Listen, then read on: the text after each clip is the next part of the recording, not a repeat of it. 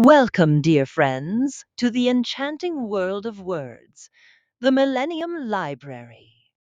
Here, memories take us back to warm nights where grandmothers and mothers wove the most wonderful tales. Our only wish now is for you to listen, to dive deep into the heart of the stories that shaped our minds and souls. We have embarked on this unique project, the Millennium Library, to gather for you a treasure trove of timeless novels and stories, and present them to you with voices full of warmth and sweetness. It is a legacy we are creating together between humanity and artificial intelligence to remain a testament to the power of words and the magic of storytelling throughout the ages. We hope you find in it what delights your souls and enriches your imagination. If this work touches your hearts, we would be delighted if you share it with your loved ones. And remember, your support lies in liking this segment and leaving your comments which illuminate our path. We are here to grow by you and with you. With sincere regards from the Millennium Library.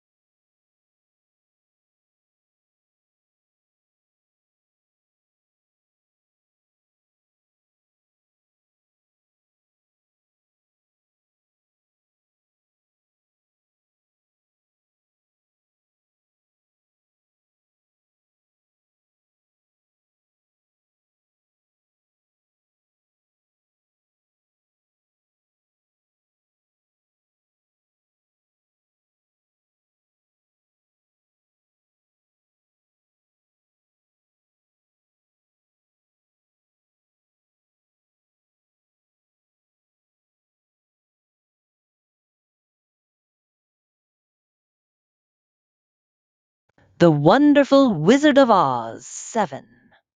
They were obliged to camp out that night under a large tree in the forest, for there were no houses near.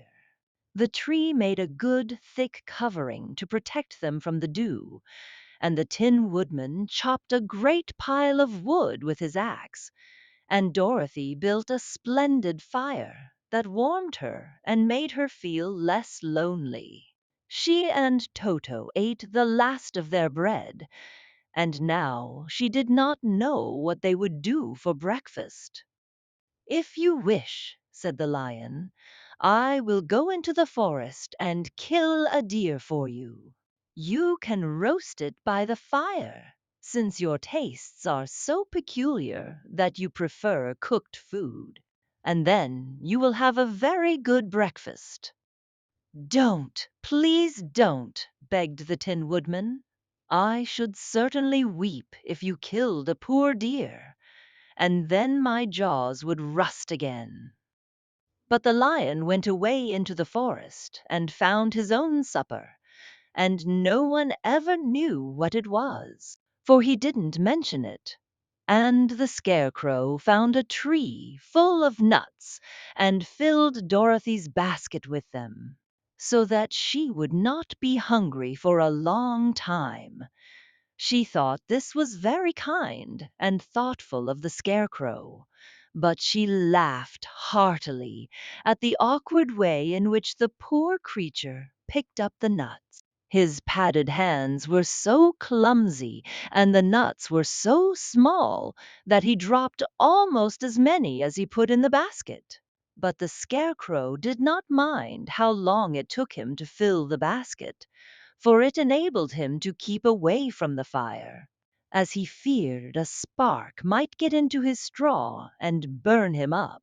So he kept a good distance away from the flames, and only came near to cover Dorothy with dry leaves when she lay down to sleep. These kept her very snug and warm, and she slept soundly until morning. When it was daylight, the girl bathed her face in a little rippling brook, and soon after they all started toward the Emerald City. This was to be an eventful day for the travelers. They had hardly been walking an hour when they saw before them a great ditch that crossed the road and divided the forest as far as they could see on either side.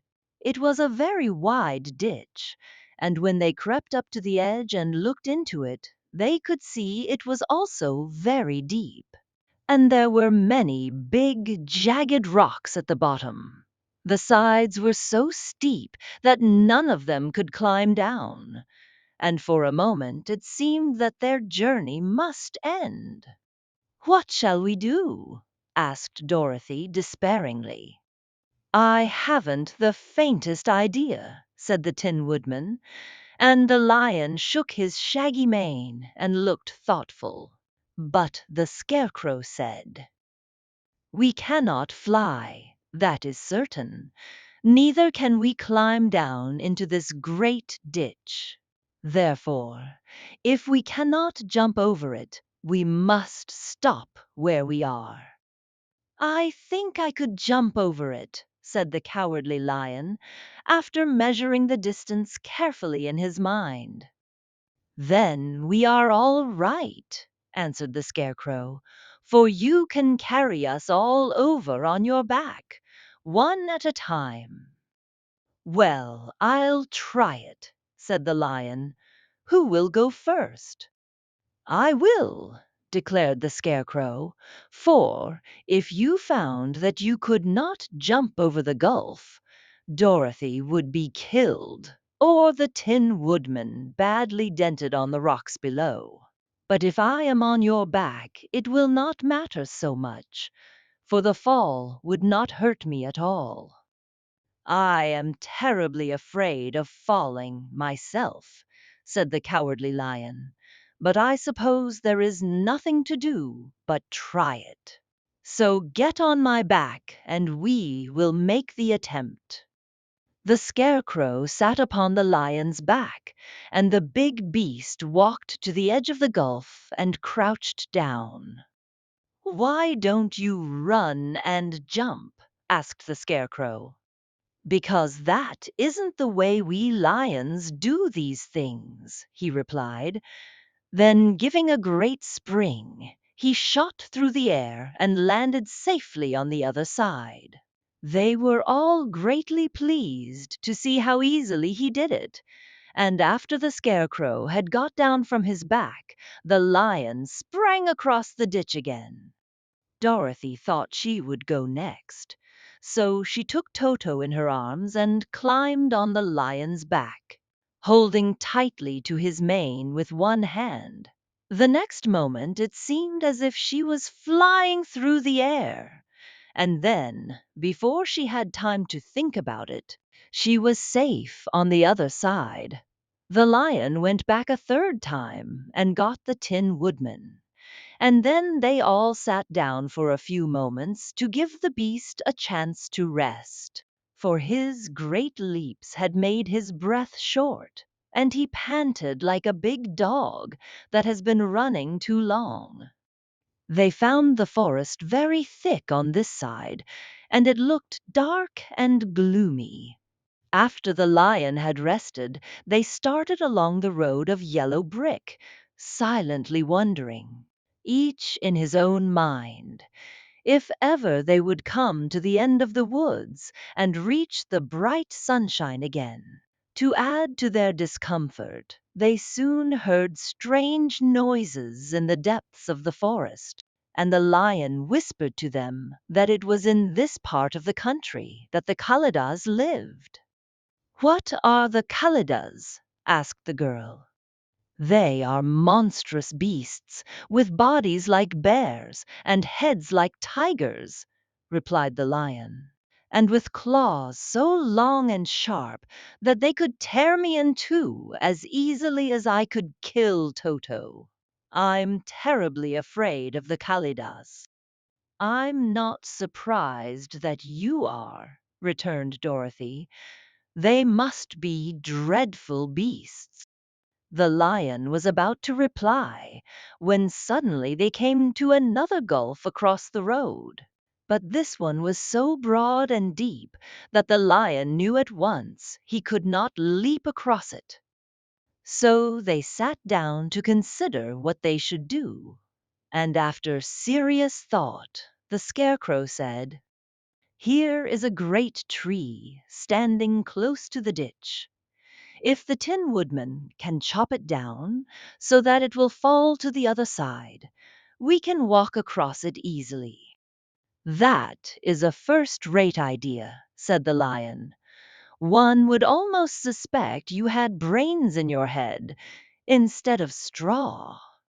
The woodman set to work at once, and so sharp was his axe that the tree was soon chopped nearly through. Then the lion put his strong front legs against the tree and pushed with all his might, and slowly the big tree tipped and fell with a crash across the ditch, with its top branches on the other side. They had just started to cross this queer bridge when a sharp growl made them all look up, and to their horror they saw running toward them two great beasts with bodies like bears and heads like tigers. "They are the Kalidas," said the Cowardly Lion, beginning to tremble. "Quick!" cried the Scarecrow. "Let us cross over." So Dorothy went first, holding Toto in her arms. The Tin Woodman followed, and the Scarecrow came next. The lion, although he was certainly afraid, turned to face the Kalidas, and then he gave so loud and terrible a roar that Dorothy screamed and the Scarecrow fell over backwards, while even the fierce beasts stopped short and looked at him in surprise. But, seeing they were bigger than the lion, and remembering that there were two of them and only one of him, the Kalidas again rushed forward, and the lion crossed over the tree and turned to see what they would do next. Without stopping an instant, the fierce beasts also began to cross the tree, and the lion said to Dorothy, "We are lost, for they will surely tear us to pieces with their sharp claws. But stand close behind me, and I will fight them as long as I am alive." "Wait a minute," called the Scarecrow. He had been thinking what was best to be done, and now he asked the Woodman to chop away the end of the tree that rested on their side of the ditch. The Tin Woodman began to use his axe at once, and, just as the two Kalidas were nearly across, the tree fell with a crash into the gulf, carrying the ugly, snarling brutes with it, and both were dashed to pieces on the sharp rocks at the bottom. "Well," said the Cowardly Lion, drawing a long breath of relief, "I see we are going to live a little while longer, and I am glad of it, for it must be a very uncomfortable thing not to be alive. Those creatures frightened me so badly that my heart is beating yet." "Ah," said the Tin Woodman sadly, "I wish I had a heart to beat." This adventure made the travelers more anxious than ever to get out of the forest, and they walked so fast that Dorothy became tired and had to ride on the lion's back. To their great joy, the trees became thinner the further they advanced, and in the afternoon they suddenly came upon a broad river flowing swiftly just before them. On the other side of the water they could see the road of yellow brick running through a beautiful country, with green meadows dotted with bright flowers, and all the road bordered with trees hanging full of delicious fruits. They were greatly pleased to see this delightful country before them. "How shall we cross the river?" asked Dorothy. "That is easily done," replied the Scarecrow. "The Tin Woodman must build us a raft so we can float to the other side." So the Woodman took his axe and began to chop down small trees to make a raft. And while he was busy at this, the Scarecrow found on the river bank a tree full of fine fruit.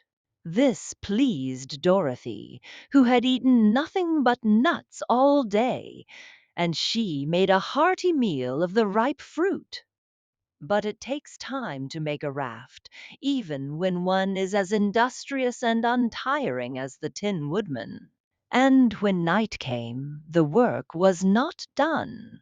So they found a cozy place under the trees where they slept well until the morning. And Dorothy dreamed of the Emerald City and of the good Wizard Oz, who would soon send her back to her own home again. Conclusion of our journey.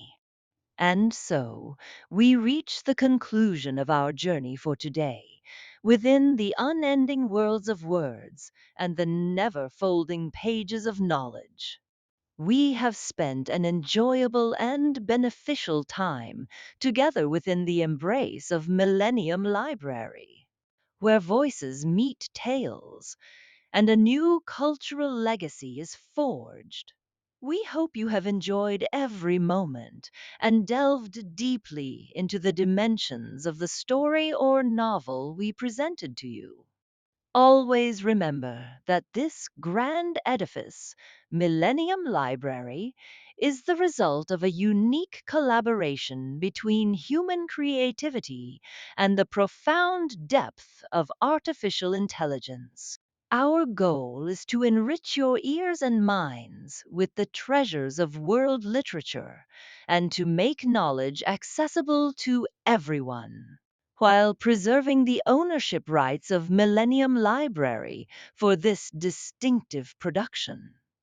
Don't forget to follow us and activate the notification bell to receive all new content. And share this podcast with everyone around you, for knowledge is light, and together we illuminate the paths. Until we meet again in a future episode and a new literary adventure, may you be in the care and keeping of Allah, and within the realm of immortal words. Millennium Library, where tales are embodied, knowledge is narrated, and creativity is immortalized.